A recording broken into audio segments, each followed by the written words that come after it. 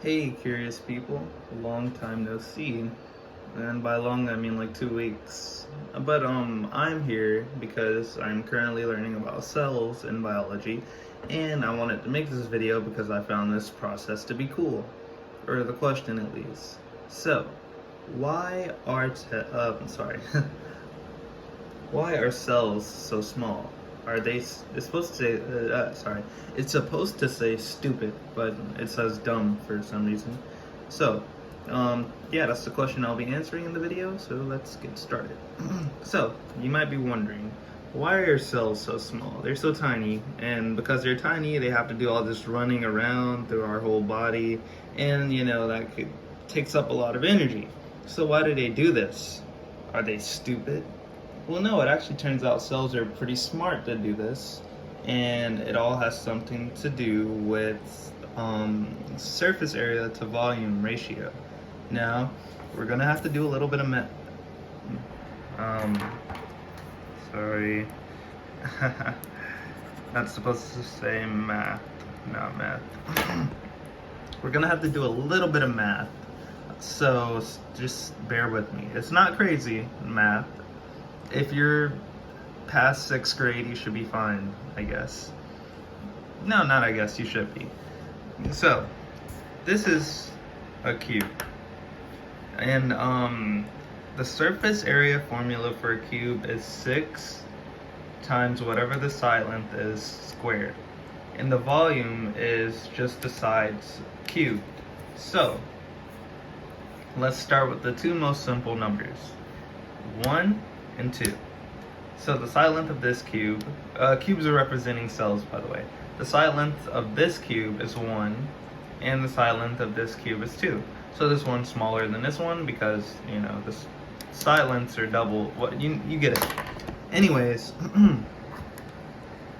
so we plug the side length for the smaller cube into the formulas. So our surface area would be 6, and our volume would be 1.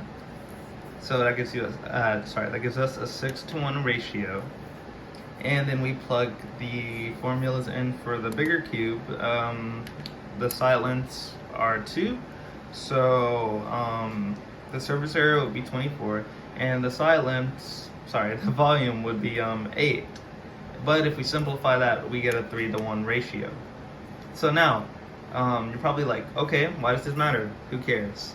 Well, first, let me just point out something. We see that we see that the surface area to volume ratio decreases when the sides get bigger. Keep that in mind, that's really important. Okay, so, flip to the back. And so, cells, they need to essentially eat. They need to have a lot of, they need to get food through they need to do what we do to live. And that's why bigger cells are, that's why this is a problem for bigger cells, because they can't get as much food as the smaller ones, essentially. So this is why cells are small, because as we have seen before, with the smaller cube, the surface area to volume ratio is it's bigger than the one with the bigger cube. So this has the side lengths are 2, the side lengths are 1 here. So this has the surface area to volume ratio is 6-to-1. So that means there's more surface area to fill the cell. And this one, the surface area to volume ratio is 3-to-1. And so the volume is essentially the same as this one, but there's less room basically for everything the cell needs to get in. Now, if we look at what's happening here, if we go back to the original numbers, revert this 3-to-1 to 24-to-8, which is what it was originally, we can see that the surface area increased by 4 times 4, but the volume increased times 8. So the volume has doubled the amount of the surface, the volume is double the amount of the surface area. The volume's increasing way quicker than the surface area is. And this is why the surface area to volume ratio is decreasing.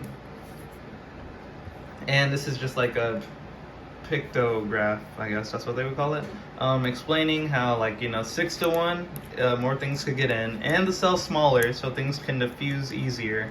But with 3 to 1, you have less space for everything to get in. The cell's bigger, so they can't diffuse as quickly.